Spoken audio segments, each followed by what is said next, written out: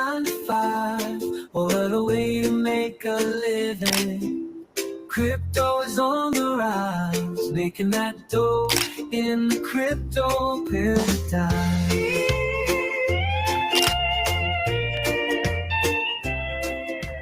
Watching it go, buying low, selling high. Riding the wave, I'm here to stay, living in the digital age.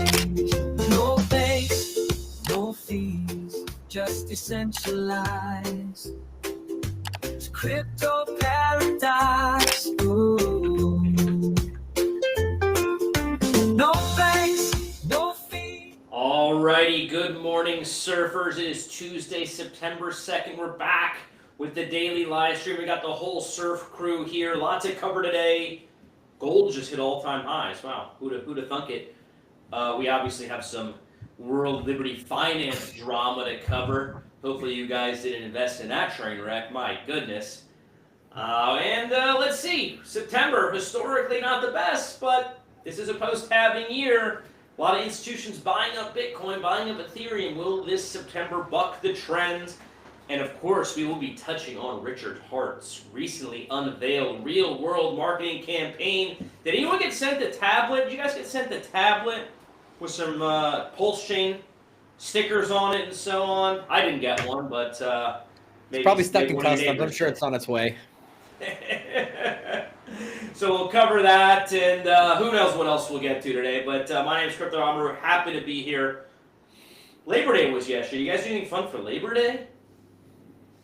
Not too much.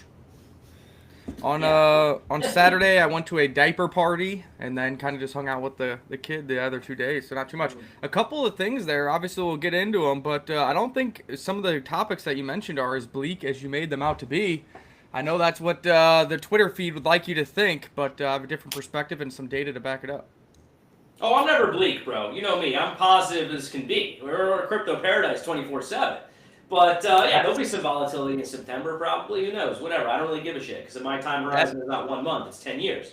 So, yeah, no, we're good. We're all golden here. Hopefully you guys didn't invest in the World Liberty Finance, because that is pretty bleak. Let's just be honest. No, that's actually what I was talking about. World Liberty Finance is actually up 5x from public round pricing.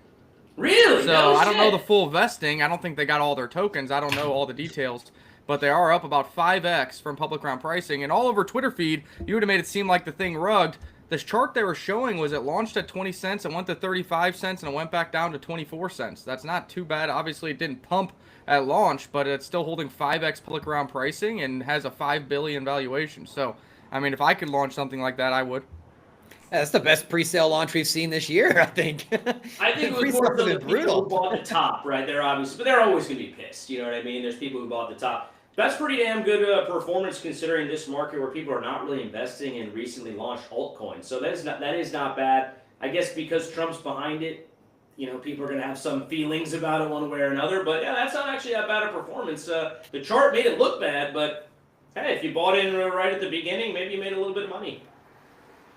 Yeah, and I'm not sure the vesting or anything like that. I just saw some data that was shared this morning at when the person was sharing like a 24-cent chart saying it's still up like 500%, which is actually a 6x. But now we're down to 23 cents, so I'm just going to say it's up 5x over public round pricing. Again, don't know the vesting, don't know how many tokens they got or what's going on, but still sitting at a $6.3 million market cap and or $6.3 billion market cap and a $23 billion fully diluted market cap after the launch.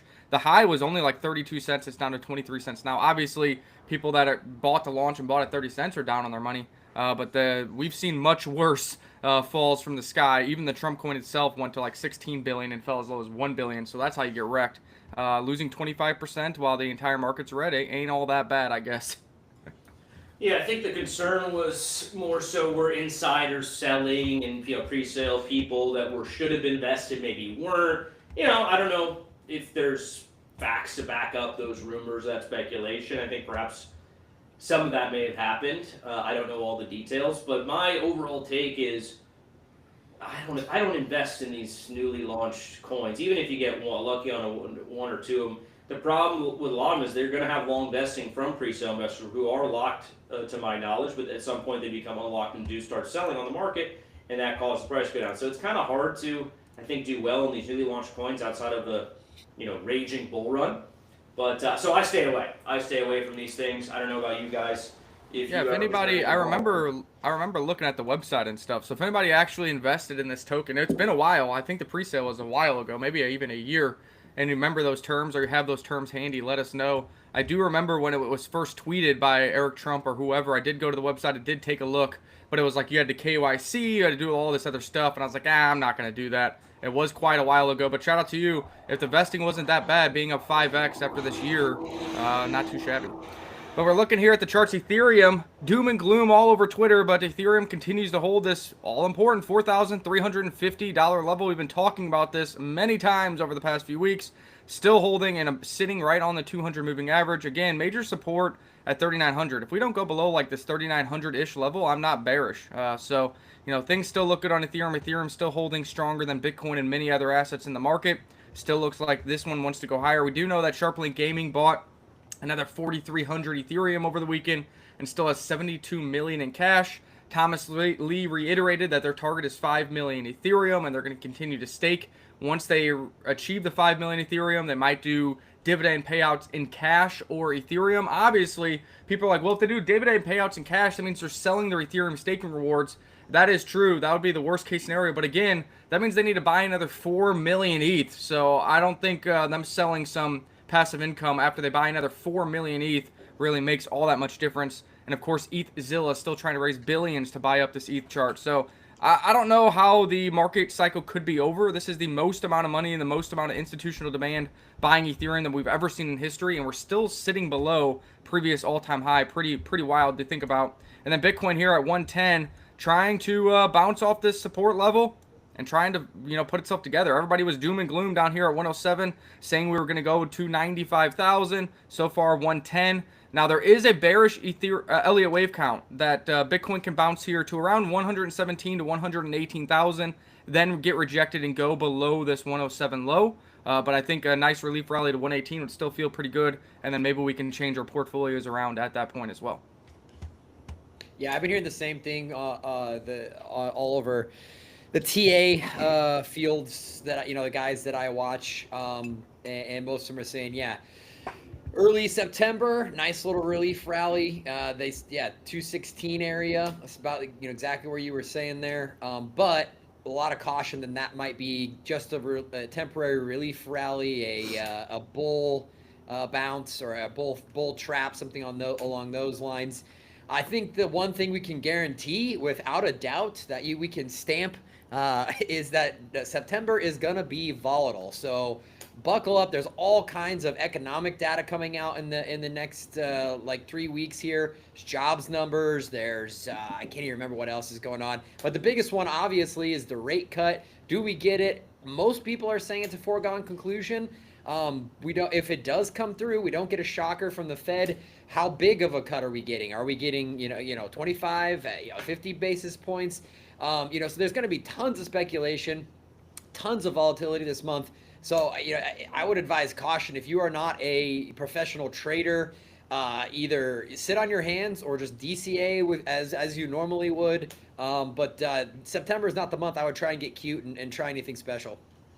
Yeah, I mean, historically, September is always a bad month for Bitcoin and crypto, and maybe that's a self-fulfilling prophecy that we actually see green this time around. We shall see, because historically, August should have turned green because of its timing after the halving cycle, and it was very green for the first half of August. We went to new all-time highs on Bitcoin, $124,000, but it gave it all up into the last week of August and actually printed a red candle for August. So maybe a little bit of a flippening of the monthly candle choices this time around. We shall see. Everybody is very bearish. Even Jim Cramer said September historically is awful for crypto, and we know Jim Cramer is the inverse god. So if Jim Cramer wants it to be red, let's root for some green candles here in September.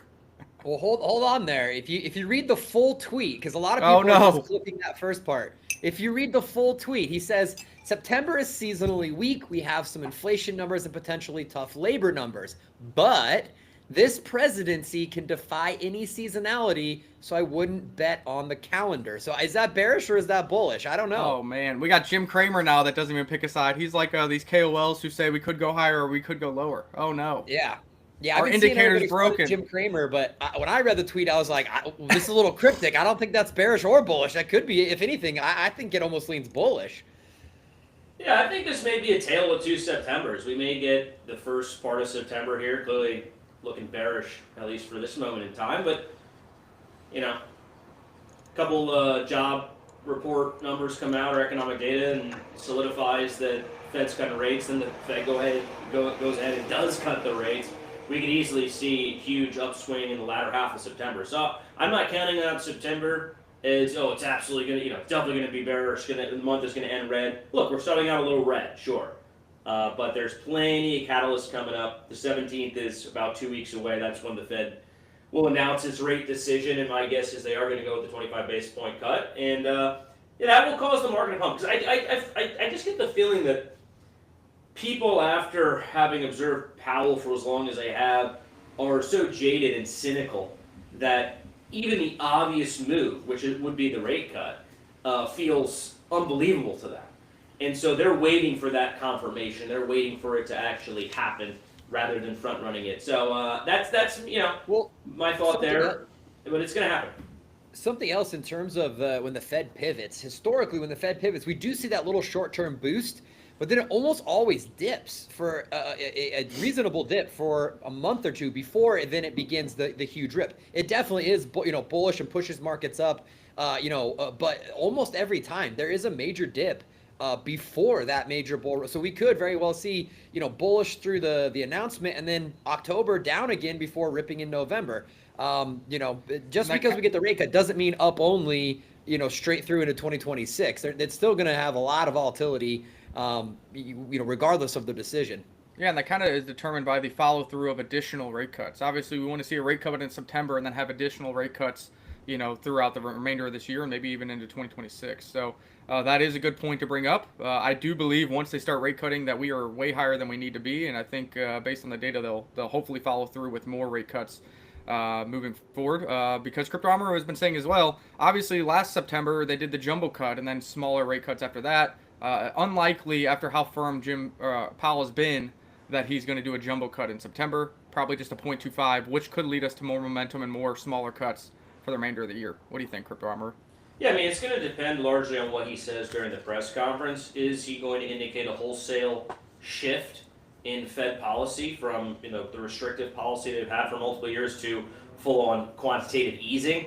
I doubt he goes that far. I think he still continues to be kind of circumspect and say it's going to be data dependent and we're doing a cut now, we're going to continue to watch the data, we can't promise any more cuts throughout the end of the year, we're just going based on what the data says. So it's going to be a lot of equivocation. The markets are going to have to sort of digest that. But I do like Nate's theory there that you have kind of almost a buy the rumor, sell the news. It's going to be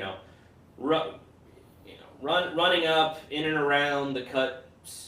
Market will pump in around that time, and then a correction after that, a sell the news sort of thing, and then it's going to take a bit of time for the market to almost digest the rate cut. Financial advisors, need to call their clients and say, hey, get out of the money market, get into the stock market. So these things take time, but it's never up only. The market's always volatile, but if you look at over a long enough time horizon, that's when you're good and you just can be comfortable knowing that these markets will grind higher given enough time. Yeah, we're looking at the Bitcoin dominance chart here. This thing has fallen from 66% all the way to as low as 57%, and nobody's rich off of altcoins yet. But primarily that's because Ethereum went to new all-time highs, BNB went to new all-time highs, and Solana caught a bid. What we see is a series of bear flags that created the drops. Another bear flag created the drop. Is this another bear flag for Bitcoin, and we're going to head towards 57 to 55% of the Bitcoin dominance? Will that be the final major altcoin season we've all been waiting for? I don't really know. I think that that's probably the case, but there is a chance that Bitcoin starts to outperform here a bit, and you want this to get rejected at this 60% mark and fall once again. I do think there is a lot of overhead resistance for Bitcoin here, a lot of tailwinds for Ethereum and altcoins as they have just been absolutely demolished over the past few years, but it's good to see that the trend is our friend and the Bitcoin dominance continues to fall, which is leading to large caps showing outperformance, which we've showed the phase chart. Phase 2 is the large caps. Ethereum starting to have some outperformance. We need that to happen in order for our micro cap gems and our altcoins to start surging up and to the right. So far everything looks good for that to continue as Bitcoin gets back above $111,000 right now and Ethereum back above almost $4,400. So all the bears out there, I hope you weren't short in the low because you're about to get liquidated. Yeah, Bitcoin's coming through for us at this moment in time. But yeah, it's been an interesting cycle. Look, alts have massively underperformed. Your low caps have done nothing in the past months and months, and it's wearing retail down. I spent a little bit of time on crypto Twitter last night because I made it's not a New Year's resolution, it's a new school year's resolution because finally my kids are back in school on Thursday. I'm gonna have more time, and I said I'm going to use Twitter more because that's a good use of time, right? That's it. Yeah. Most people say I'm going to get off of social media as a resolution. I'm saying I'm getting back on social media. Anyway, spent some time on Twitter last night, and it is doom and gloom over there, isn't it? But I just think that's because your low cap alts have done nothing, and everyone's just beaten and worn down. And yes, those who invested alongside the institutions in Bitcoin and ETH are happy, including myself. But everyone who's just sitting in their low caps, waiting for them to pump and do it 10 or 100 times, they're still waiting. And yeah, unfortunately, you may have to wait a little bit longer here, but I think end of the year still historically always great, and I'm counting on it this year to end with a bang. Yeah, the stream I was on earlier today, it was me versus two bears, and I kept reiterating like, guys, none of us on this call, none of us on this stream think that the market's over. We don't think this market's top. We don't think this cycle's anywhere close to being over. Yeah. It's it sucks. It's been down and a little sideways. Down in August and sideways. We're 2 days. We're the first trading day for the U.S. just opened for September.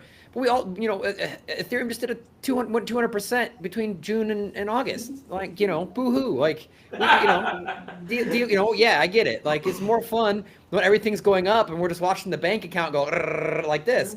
But when none of us think the market's cycle's over, just got to be patient. Like that's the hardest thing in this market is, we get a couple times a year or a couple times a cycle where things go absolutely bananas and the rest of it's a lot of boring waiting, so patience is a virtue and patience is a must if you're going to be in crypto. Yeah, I saw that live show you did about 3 hours ago, and they were a little bearish. You even had to be like, no, you were like, nobody on here is bearish. And like, wait a second, I am. It's like, oh gosh. Well, hopefully you changed your mind because that live show 3 or 4 hours ago was the exact low before this, $3,000 rally that Bitcoin just had. I think there's a tendency, turn the market. Look, I think people, they go on these live streams, they go on crypto Twitter, they want to sound smart. They want to get it right. They want to get tomorrow's price performance right today. And so if they think, hey, it's going lower tomorrow, I'm going to post bearish stuff because I want to look right and look smart. Well, okay, you go ahead and do you, but I'm going to stay long-term convicted. I'm going to look at over a 5 and 10-year time horizon. I'm going to keep holding on to my Bitcoin and Ethereum. I'm not going to sell based on whatever asshole is saying this or that on X. And that's how I've done well. And that's one way I actually, just to pivot over to another topic of conversation I was just reminding myself of, that was one argument that I made this weekend when I was sitting down and having beers with a new friend of mine here in town. He is I don't want to call him a no-coiner because I think he says he has a bit of Ethereum that he bought on Venmo, believe it or not. I guess they sell crypto on Venmo now. He didn't know about Coinbase. So he's basically a no-coiner, right? And so we had a nice debate. Very smart guy. He's like a mathematician, super smart dude. We had a nice debate over, Bitcoin versus Ethereum, financial markets in general, this and that. And I just kept coming back to, look, treat it like your 401k. There's guys who bought Bitcoin 10 years ago and they just sold for billions. Obviously that phase is probably gone for most folks, but long time horizon, you're good. And funnily enough, he actually was more persuaded by the value proposition of Ethereum compared to Bitcoin. So, interesting. Yeah, and then I know we have some news topics to talk about, but I wanted to show this chart. This is the gold chart. Peter Schiff loves this chart. Gold did just wick to a minor new all-time high this morning. It is sitting here stuck at that previous level. But gold sat here, talk about boring, since April at these same levels, just coiling up, and now it is trying to break out. If it can get above that high with some conviction, your target would be about 4,000 per ounce of gold. I know silver has been doing well as well. We want to see gold do well because Bitcoin is the digital gold.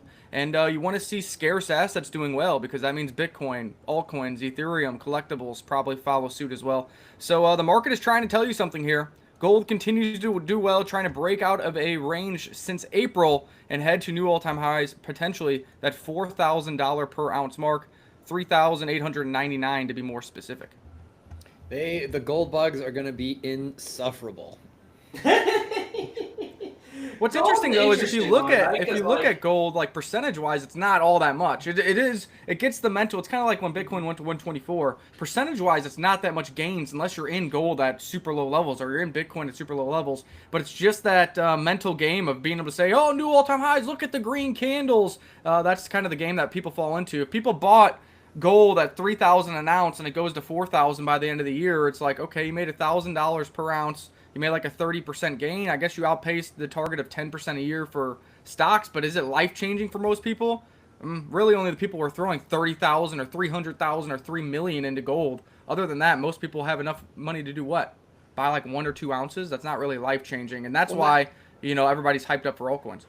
Yeah, that's the difference. The last time gold was cheap, it was 2 decades ago. The last time Bitcoin was cheap was 2023. Right. So, like, one's got basically a 10x in 2 years, and one's got a 10x in like 30 years.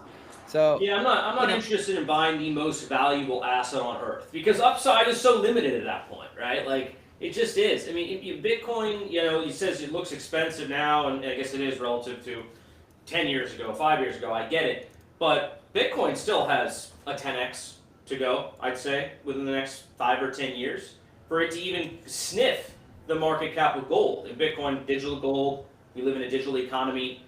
The new generation, I think, likes Bitcoin more than they like gold. Older folks, they'll die off.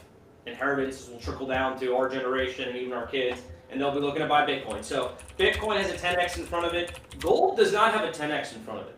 Not unless your time horizon's like 400 years, right? Well, that's just, I don't invest in gold for that reason. The other big USP that gold bugs like to bring up is like, oh yeah, well, if doomsday or the Armageddon type scenarios where they're like, I'll be able to go and trade my gold. And I was like, well, first off, do you actually have the physical gold, or is it paper Most people gold? have paper or is gold. It online? Yeah. Most of it's paper gold or digital gold.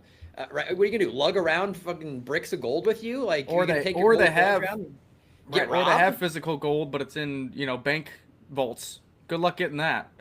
Yeah, exactly. Like it's just not practical. Like, don't get me wrong. I'm not saying don't own any gold by any means. I'm not saying it wouldn't be valuable to have a little bit around the house for an emergency doomsday type situation. But what's more likely? Being able to have peer-to-peer systems where you can tap your phone to somebody, you don't even need internet, which already exists, and you can transfer Bitcoin and other crypto assets, or risking, carrying around a physical bar of gold that everyone's just gonna try and rob you.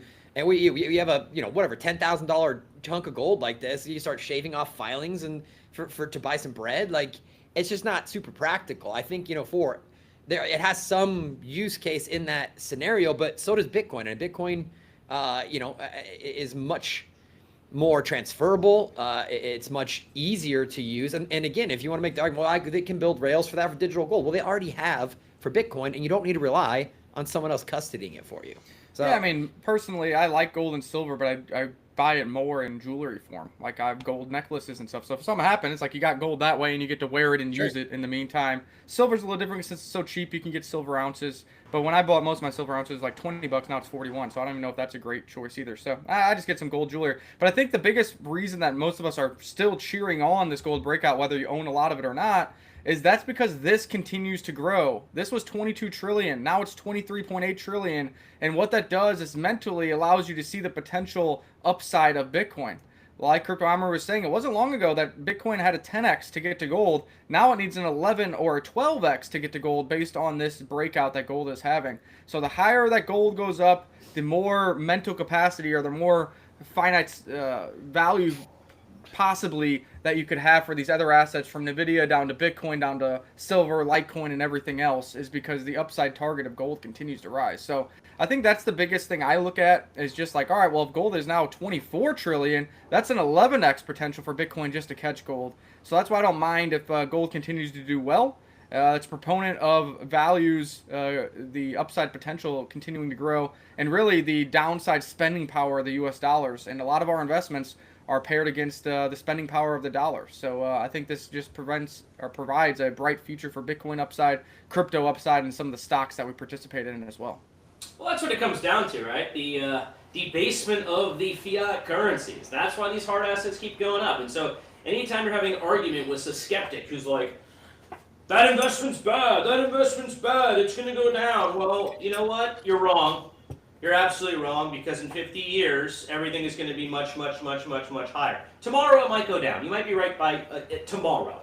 But 20 years, 30 years, and I know you guys are saying, wow, who invests for that long? Well, almost everybody invests for that long, at least here in the U.S., because we are, I don't want to say legally required, but with some investments like your Roth IRA, your 401k, you can't pull it out until you're 59 and a half. So, you start working your 20, that's 30 or 40 years of an investment time horizon. So that should be your time horizon in investing. And all of these things are going higher. Sadly, that means the dollar is going to continue to be inflated away. We know that. That sucks. That's called inflation. But you have to be invested. You have to be investing in these hard assets. I personally think Ethereum right now is the best risk reward. Better than Bitcoin, certainly better than gold.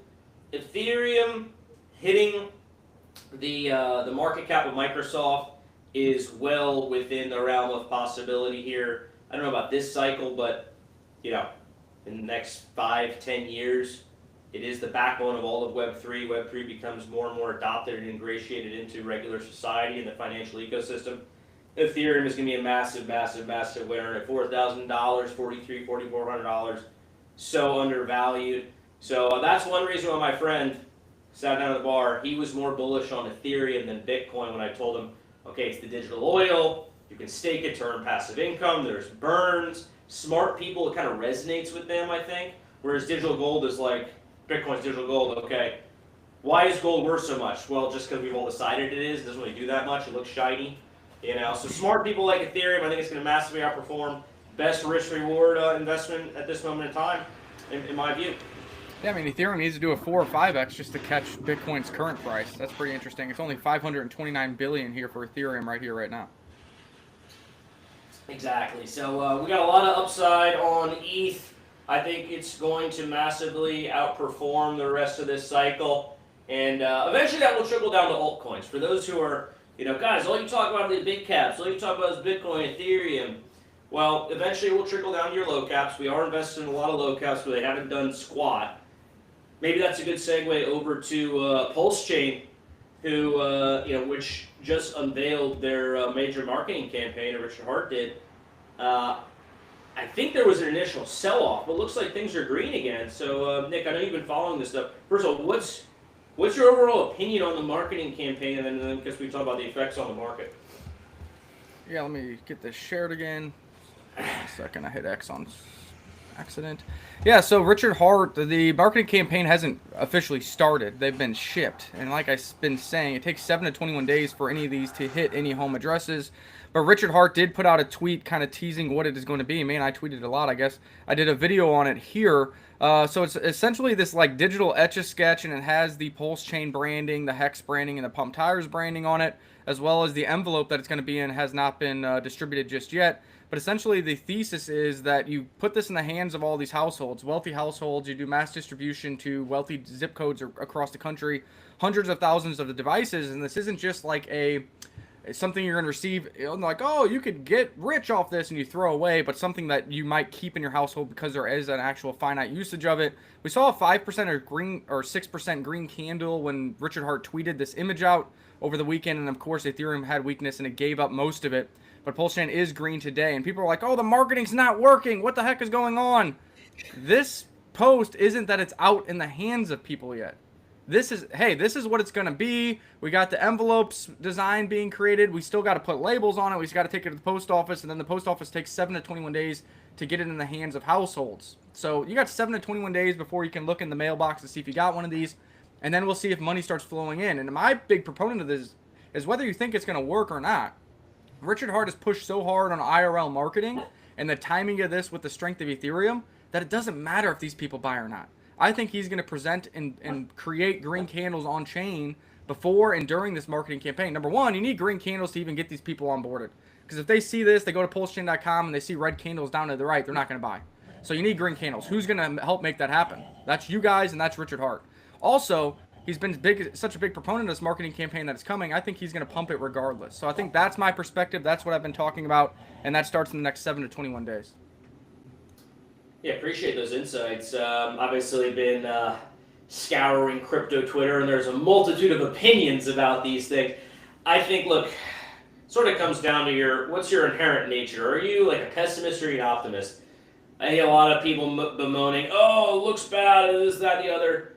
I think those are just negative people out there. My take is, I'm ecstatic that he's done this. I just want to put it out there. Have you guys seen another founder of a layer one do this kind of marketing, even attempt to reach no coiners in this way? I mean, maybe Coinbase with what they do with advertising on the NBA or something like that, but that's different. That's like a major, company listed on a stock exchange.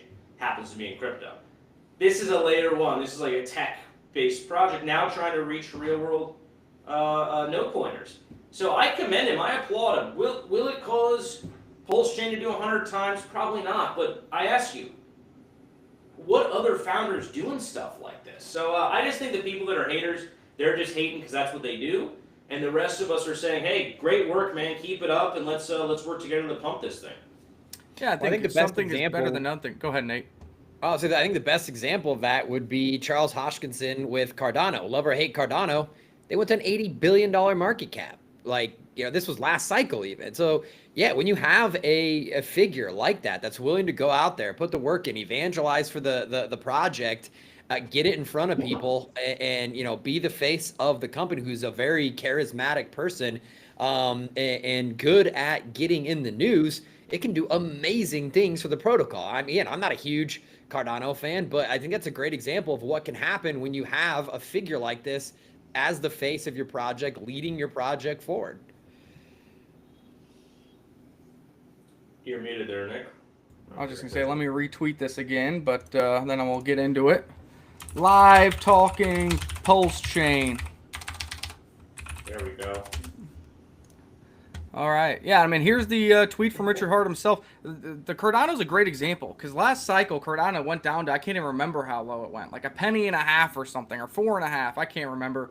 But everybody wrote that off as dead, and really there hasn't been too much builders on it, too many tokens on it, too much utilization. And like you said, that thing went to $80 billion valuation, plus paid out passive income during that time, and it's still a top 10 asset in all of crypto, leading into what I think is going to be another good opportunity on Cardano. Charles Hoskinson is getting loud, saying that he wants to flip Ethereum, is working with Chainlink, is working with the U.S. government, and although there isn't a lot of usage there, I think they might be another pump in the cards for Cardano. Now, I believe that Pulsechain is going to outperform it, so that's where I got my capital, and we don't talk about Cardano all that much, but that is a great example of going from being hated to on top of the world. Another example is BNB.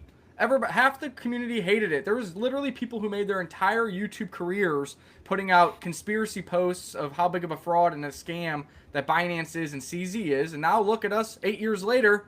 It's the #1 exchange in all of crypto. BNB's at new all-time high, and CZ went to prison for 4 months, and now he's out and he's a billionaire. So I think everything worked out on those two chains, and potentially Richard Hart could be the next tier with Pulsechain. But you can see here Richard Hart's tweet kind of talking about this device and why he thinks it is bullish and why he thinks it will have a good impact.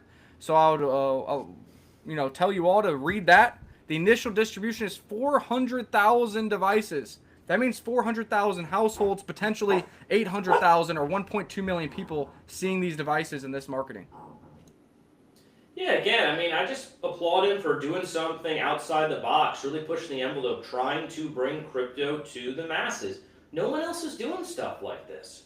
And so, look, is it going to cause Pulsechain to do 100 times in and of itself? Probably not. But is it going to help? Absolutely. And are we talking about it? Yes, we are. And are other people talking about it? Yes, they are. So this is all positive. I can't stand the haters out there that, oh, it wasn't exactly the perfect thing that I would have done, therefore it's bad, right? Well, what do you know about marketing, bro? What have you done to advance adoption on Pulsechain? I doubt anything. So be positive. Let's be in Richard Hart's corner. Well, I would have loved to see, maybe a follow-up to this or something, where actually people can get some free PLS or free PLSX or Hex or whatever, because I think that probably moves the needle more than just a tablet. So people can get a wallet and some free tokens with it. I think that would be really cool. But let's see where this goes. He's not done. If you guys think for a minute, oh, this is the last thing Richard Hart's going to do marketing-wise, you're wrong. He's going to keep pushing this thing, and I do think Nick's right. He's likely going to be deploying millions of dollars into Pulsechain and causing those great candles just on his own. Yeah, the biggest thing everybody wants is him to come back live and doing more videos. Obviously, he's done a couple recorded videos after he beat the SEC, did a recorded video, but he still hasn't gone live. We still don't have news on him beating the Interpol case yet, and that's why the distribution of his marketing has all been done through individuals in the communities and their non-for-profits or various charities. That way, it's kind of going through the charities and the non-for-profits for tax benefits, and it's not really tied to him and his location. But again, 400,000 devices, could be millions of devices is what they're hinting at. A lot of people will see that, and these aren't the type of postcards that you throw away. Maybe you'll see these devices when you go out to eat or something, some kids utilizing it. That's kind of the plan, that's the purpose, and that's what he thinks is going to work. Tron founder Justin Sun's another great example of this. Nobody likes that guy. They have a massive network. I think, and I saw a great post today. I can see if I can find it again. Maybe we can look at it tomorrow. But it kind of chronicles his lore, and his lore literally is absolutely ridiculous. But I mean, Tron founder. Tron's not doing bad right now. They just got a massive injection of USDT or USDC on chain. They're been pumping like crazy. I don't know what's the market cap of Tron right now. It's up there. But this is again another great example of these. They don't have to be popular, but enigmatic figures that are the leaders of these networks that are willing to go out there, put their reputation on the line, get in front of people, get in the news, and be visible, be seen, and make a lot of noise. Yeah, $32 billion. Tron is number 10 with a $32 billion market cap, higher than Cardano. Cardano was number 11 at a $30 billion market cap. I think the moral of the story here is if you're a crypto founder, half the people are going to absolutely hate you, and half the people are going to love you. It's really about timing and when they invested in your products. And even when people are up on their investment, they still kind of hate you. We even see that with the Surf token, which is a microcosm within crypto markets. It's worth $1 million over on, the currently irrelevant Pulsechain. And people will be like, well, yeah, I did buy, you launched at 11K, I bought it at 100K market cap, and we're sitting at 900K market cap. And what are you guys doing? I need more. So I just think there's a lot of people you can't make happy. They can be up 5, 10, 100x. Doesn't matter. And you just got to keep doing what you're doing, keep with your convictions, keep the utility going, and hopefully one day you can be getting yelled at, but yelled at while your token's worth billions of dollars, not millions of dollars. Yeah, man, it's all going to work out with Pulsechain. Shout out to Richard Hart. Keep doing what you're doing, bro. And I can't wait to see the next marketing that he's going to unveil, because this is not over. This is absolutely not over. And so I'm just excited to see it, excited to be a part of the Pulsechain community. We are actually behind the scenes going to be starting, I think, this week, working on a big marketing campaign for the Surf token over on Pulsechain. So doing what we can to push the Pulsechain narrative, get the Surf token out there a little bit more. That's our task behind the scenes this week. So everyone's got to do their part. Roll up your sleeves. You can't make everybody happy, but as long as you're active and you're working, I think most people respect that. And that's the name of the game over here at Surf. What other topics do we have? Just kind of watching the charts here. It looks like Bitcoin, $111,000. Ethereum, 4,360. I want to see Ethereum get back above 4,400. Head towards those all-time highs and make us happy again. That'd be nice. Well, plenty of folks are buying in. I think we had a couple stories. Maybe I'll pull up one of these here if I can. Ether Machine looked like they are loading up, or maybe already did. Let me see if I can share my screen here. Ether Machine had sort of been lagging, so there's obviously Bitmine, they're the leaders in these Ethereum Strategic Reserve. There is Joseph Lubin's company, and then there's Ether Machine as a distant third, and ETHzilla is there as well, but they haven't really begun accumulating. So Ether Machine looking to buy $654 million worth of ETH. They've just closed that round. And we'll be deploying that into the markets. They will be buying Ethereum. So good news. And for anyone who's skeptical on whether ETH is going higher, it is going higher, guys. When do you think the floodgates turn on to get like retail people back into this market? I mean, we're here screaming, but really most of our audience is OGs. They're like, all right, Ethereum is going to do well, but I'm going to hold these small caps to try to even outperform Ethereum. When does retail come back to the markets? Because right now, I mean, you have Sharplink Gaming just bought more. They have 72 million, trying to raise $1 billion. You got Ether Machine, it's going to have 654 million. You got BitMine wants to buy another 4 million Ethereum. So there's people buying Ethereum. That's why I think the market's not over. But when do we get the retail FOMO into ETH and into the altcoins and into Coinbase again? That at what numbers does that happen? Because that definitely hasn't happened yet. 3 months of sustained uptrend. Historically, after 3 months of sustained uptrend on these assets, on Bitcoin, Ethereum, etc., that is when finally your average retail degen is willing to ape in. They don't want to take any risk now. So they want to feel like, all right, I'm investing my money, it's definitely going higher because it's been going higher for 90 days or whatever. I'm sure that 3 months is an approximation. But we need to see a sustained uptrend for multiple months before average Joes feel comfortable investing in crypto again. And we just haven't seen that. Outside of the Bitcoin run, but even that's been choppy at times. ETH has really only started to go on this run in June, right? June, July, I think maybe it started. June, yeah. And even that's been, there's been periods where it's sort of languished and consolidated. And so, yeah, I think we need a little bit more time here. Retail will come back. Never underestimate the twin emotions that govern the financial markets, fear and greed, right? The greed will come back. The risk on attitude will come back when the market is supportive of that, when the market's been going up for long enough. So they will come back, retail will come back. It's just going to take a little bit more time, a little bit more sustained uptrend, but I'm not worried at all. It's going to happen. I think I kind of talked about this a little bit last night. Something I'm going to be doing, and I encourage all of our viewers, our community to do as well. We are coming into conference season. A few of the minor conferences have already started, but there's big ones coming up. There is KBW at the end of September. There is Token Singapore, arguably the largest conference in the world. That's it, first week of October. They just finished up a Bitcoin conference in Hong Kong, and then after that, through October through the end of the year, there's a massive conference almost every single weekend. There's a conference in Thailand. There's India Blockchain Week. You've got Token Dubai coming up. Then there's multiple conferences in the U.S. that are big. And every year, as the kind of this cycle comes, there's all these keynote speeches and stuff that comes out.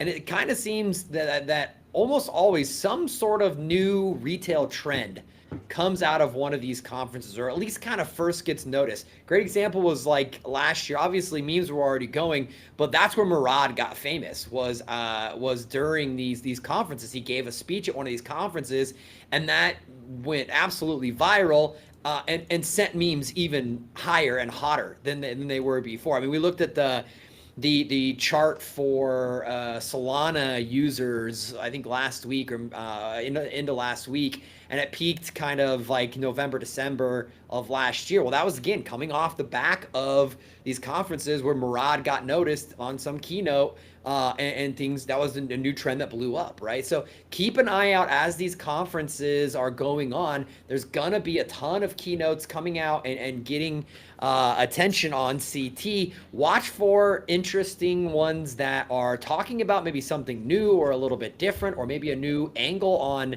something that already exists. That's really starting to gain momentum. That could be some great alpha on some upcoming trends that could spark some new retail life.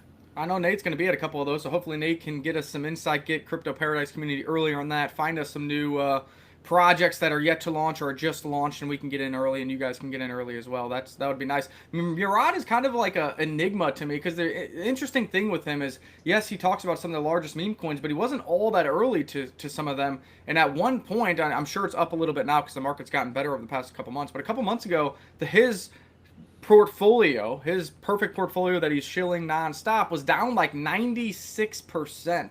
So yeah, the weird thing about the Enigma is, why did he get so much attention? And yes, I'm sure he had some gains because he got in some memes when he was doing that keynote, but when he was still shilling all those projects, His portfolio was down 96% from the high, and he is still kind of treated like a god and looked at in a positive light. So that's what's interesting about him. Most people, like Charles Hoskinson, Justin Sun, CZ, are treated as criminals when their projects are still up multiple 10x, 100x from their lows. And Murad is still looked at as a hero for the remainder of the cycle, rooting for these meme coins and these culture coins while the portfolio is down 96%. So that's kind of odd to me, kind of strange. Maybe it is because the meme coins that he in do have that cult-like personality. They do believe there's much more upside, and understand they can't be mean to the one guy who's out there shilling them each and every day. Well, I think it's because he doesn't sell, right? He actually holds on through the 90% correction. Does he though? Well, okay, I don't know. I mean, his portfolio is public. I don't think he's a known dumper. I mean, I don't know, maybe he takes profits into pumps or something, but I don't think he's a known dumper. I think he's holding these things, and he's kind of emblematic of like the meme culture in that sense, right? Like you just shill it, you know, whether it's up 10x or whether it's down 90%, you're just like all in the trenches 24/7. So people are gonna love that. They're gonna respect that.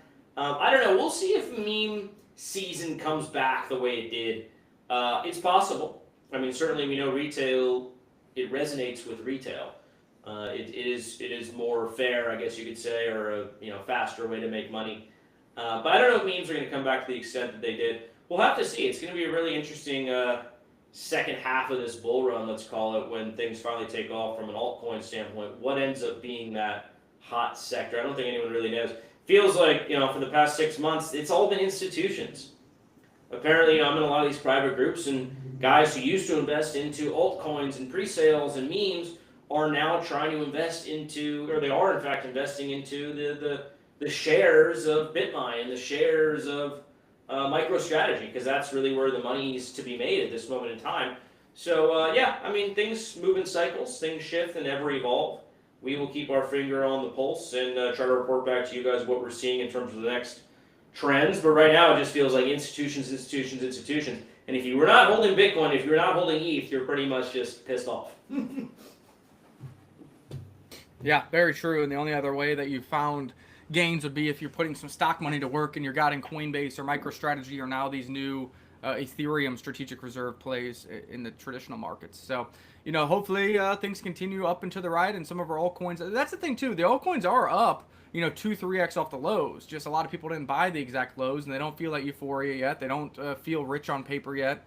And it's really when people start feeling rich on paper that they tell their friends about it. It gets new retail in. They start making other altcoin investments by taking some profits off of their big winners. And that's where you get that momentum and that self-fulfilling prophecy that creates an alt season and provides an opportunity for a lot of gains for many people in this space. Well, that's it. I mean, people need to feel like they've done well, and then they start telling their friends, oh, check out my portfolio, check out my Coinbase, look at how well I've done. I mean, think about how we were all onboarded into crypto. I bet you 95% of the crypto space was onboarded during a bull run. Because you don't care. You're not going to invest in something when the price is down or just stagnated, unless you're really convicted. But you're never really convicted in the beginning of crypto. You're skeptical in the beginning when you first hear about crypto. So it takes the green candles. It takes your friends showing, hey, look at my Coinbase. Dude, I invested in Ethereum back it was $2,000. It's now like $8,000, bro. You got to get in on this stuff. You know what the next Ethereum is? Yeah, Cardano, Ethereum killer, man.